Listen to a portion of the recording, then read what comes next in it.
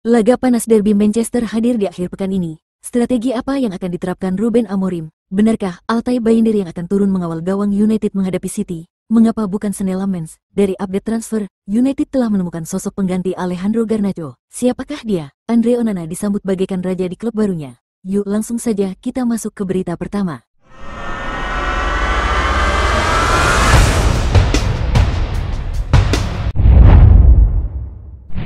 Ruben Amorim menyampaikan dua hal penting dalam konferensi pers menjelang pertandingan derby Manchester melawan City yang akan kick-off pada hari Minggu, tanggal 14 September tahun 2025 pukul 22.30 waktu Indonesia. Hal pertama yang disampaikan Amorim adalah bahwa Altay Bayindir masih menjadi kiper utama Manchester United ketimbang kiper baru Senne Lammens. Bayindir juga yang akan berdiri di bawah mistar gawang saat United menghadapi City akhir pekan ini. Menurut Amorim, Lammens masih butuh adaptasi karena kiper muda tersebut baru datang dari negara dan liga yang berbeda. Dan bukan cuma itu, Lammens juga harus terlebih dahulu menunjukkan kemampuannya di saat latihan dan bersaing untuk mendapatkan posisi sebagai kiper utama Manchester United. Poin kedua yang disampaikan Amorim adalah absennya 3 pemain untuk laga tersebut. Mereka adalah Matheus Cunha, Mason Mount dan Diogo Dalot. Meski tidak mengonfirmasi kapan ketiganya akan kembali, media memprediksi Cunha akan absen sekitar 4 minggu. Sementara Mount akan lebih lama dan untuk Dalot masih belum dipastikan.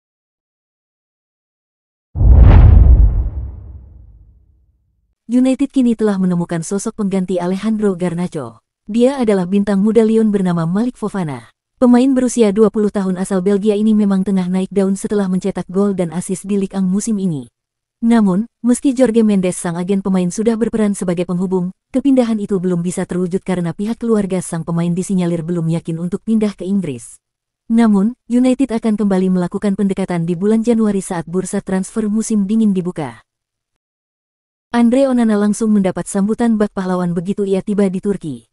Ribuan fans Trabzonspor memadati bandara, membuat suasana bagaikan pesta besar. Onana akhirnya resmi meninggalkan Manchester United untuk bergabung dengan Trabzonspor. Setelah 2 musim penuh di Old Trafford, kiper asal Kamerun itu kini menjalani masa pinjaman yang justru memberinya kenaikan gaji.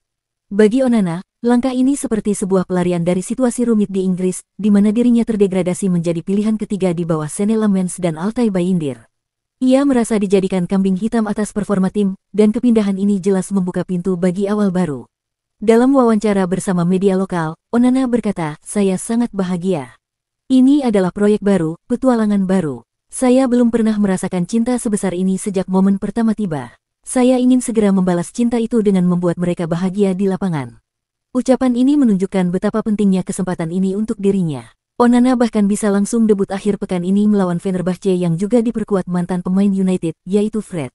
Tak hanya Onana, kabar besar lain datang dari mantan pemain United lainnya yaitu Anthony Martial.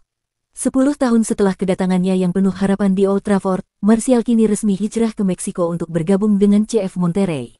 Setelah dilepas United pada 2024, karir Martial sempat berlanjut ke klub Yunani AEK Athens, namun nasib kurang bersahabat membuatnya jarang mendapat tempat di tim utama. Kini ia menemukan jalan baru bersama Monterrey dengan biaya transfer sekitar 3,3 juta pound sterling. Martial akan bergabung dengan skuad bertabur bintang, termasuk Sergio Ramos, Sergio Canales, dan Lucas Ocampos. Meski perjalanan kariernya penuh pasang surut, Liga MX bisa menjadi panggung untuk membangkitkan kembali semangatnya. Derby Manchester selalu menjadi laga penuh gengsi, namun kali ini, suasananya terasa lebih tegang, karena Manchester United datang ke Etihad Stadium dalam kondisi yang jauh dari kata stabil. Ruben Amorim, pelatih setan merah, kini menghadapi ujian maha besar yaitu laga tandang melawan Manchester City asuhan Pep Guardiola. Sebuah laga yang bukan hanya soal 3 poin, melainkan juga soal kredibilitas, arah proyek, dan mungkin nasib kursi kepelatihannya. Sejak awal musim, Amorim terlihat sibuk merombak skuad United. Formasi 3 bek yang ia andalkan belum sepenuhnya berjalan mulus. Ia masih mencoba menempelkan potongan puzzle, berharap semuanya menyatu menjadi gambar besar yang indah.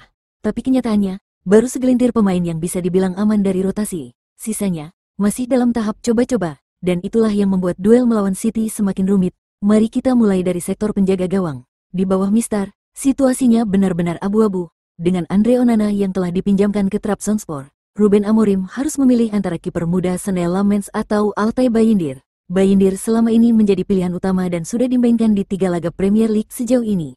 Namun penampilannya masih jauh dari kata memuaskan. Di partai pertama Liga Inggris, Bayindir kandang dari sang rival Arsenal. Di pertandingan kedua menghadapi Fulham, Bayindir sebenarnya tidak tampil buruk. Namun ia tetap kebobolan dan United hanya memperoleh hasil seri di London. Dan di pertandingan ketiga, United berhasil meraih kemenangan pertama musim ini atas Burnley 3-2.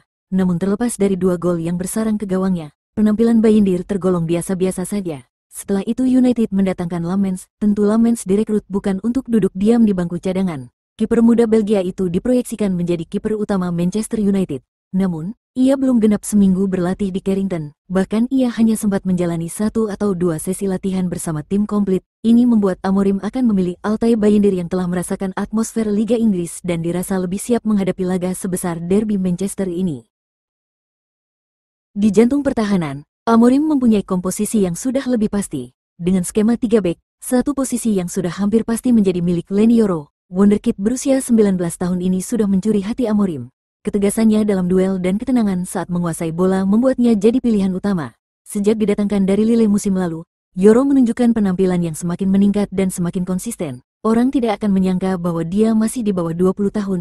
Di samping Yoro, satu posisi yang juga sudah hampir pasti diturunkan adalah Matthijs de Ligt, sang komandan lini belakang. Bek Belanda itu tadinya sempat diragukan setelah karirnya terus menurun sejak bermain untuk Juventus dan Bayern Munich. Tetapi di United dia seperti terlahir kembali dan menjadi jangkar yang tak tergantikan. Kekokohannya bagaikan tembok yang tidak bisa ditembus, membuat posisinya saat ini berada di atas sang mantan kapten Harry Maguire. Sedangkan sisi kiri kemungkinan besar diisi Luxio. Meskipun aslinya ia adalah seorang bek sayap, tapi ia sudah cukup terbiasa bermain sebagai bek tengah kiri dalam skema 3 bek, dengan Lisandro Martinez yang masih dalam pemulihan pasca cedera. Shaw menjadi pilihan utama di posisi ini. Pemain paling senior di skuad United ini selalu turun sebagai starter dalam 3 pertandingan Liga Manchester United musim ini. Namun sementara Diogo Dalot dan Nusair Mazraoui lebih seimbang, tapi kadang kurang tajam dalam serangan. Di kiri, pilihan jatuh pada Dalot lagi atau Patrick Dorgu, pemain muda dengan kaki kiri natural dan kemampuan menyerang dan bertahan yang seimbang. Amorim tahu, keputusan salah sedikit saja bisa berakibat fatal, apalagi menghadapi City yang gemar mengeksploitasi sisi sayap lawan. Menghadapi City yang mempunyai kekuatan serangan yang dahsyat, Amorim akan mengutamakan pemain yang lebih mempunyai atribut seimbang dalam hal menyerang dan bertahan. Menempatkan Dalot di wingback kiri dan Mazraoui di kanan sejak awal pertandingan merupakan pilihan yang sangat logis sambil melihat bagaimana pertandingan berkembang. Beralih ke lini tengah, di sini United terlihat lebih mempunyai kepastian. Bruno Fernandes tetap menjadi otak permainan.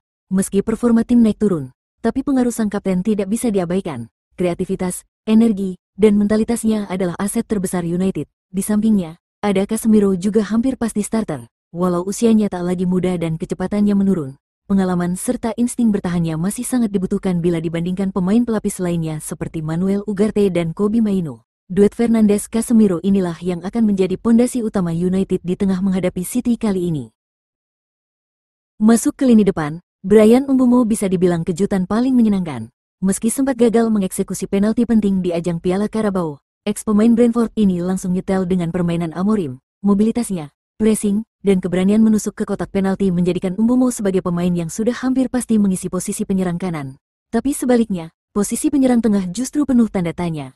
Benjamin Sesko yang dibeli mahal belum juga menunjukkan ketajaman. Meski baru sekali memulai laga sebagai starter, penyerang Slovenia ini masih belum pecah telur alias 0 gol dalam 4 laga. Sementara Joshua Zirkzee lebih banyak jadi pelapis, dan Matheus Cunha masih diragukan kebugarannya. Di pertandingan ini, Amorim mungkin memberi Sesko kesempatan dan berharap derby panas ini bisa menjadi momentum dan memantik performa sang striker. Situasi yang paling pelik adalah sisi kiri serangan. Setelah kepergian Alejandro Garnacho, Marcus Rashford, dan Jadon Sancho, United seperti kehilangan senjata utamanya di area itu. Terlebih, pilihan utama yaitu Matheus Cunha masih terbelit cedera. Nama-nama alternatif tak begitu meyakinkan. Joshua Zirkzee mungkin bisa memainkan peran tersebut atau bisa saja Fernandes digeser ke depan, lalu Kobbie Mainoo atau Manuel Ugarte masuk mengisi kekosongan di lini tengah. Tapi itu pun pilihan darurat bukan solusi ideal. Jadi, jika ditarik garis besar, hanya 6 pemain yang benar-benar aman sebagai starter melawan City: Yoro, De Ligt, Shaw, Fernandes, Casemiro, dan Mbeumo. Selebihnya masih penuh spekulasi. Amorim berada di persimpangan sulit, harus menentukan siapa yang bisa diandalkan dalam laga paling krusial sejauh ini. Di sisi lain, Pep Guardiola tentu sudah menyiapkan skenario untuk menekan kelemahan United.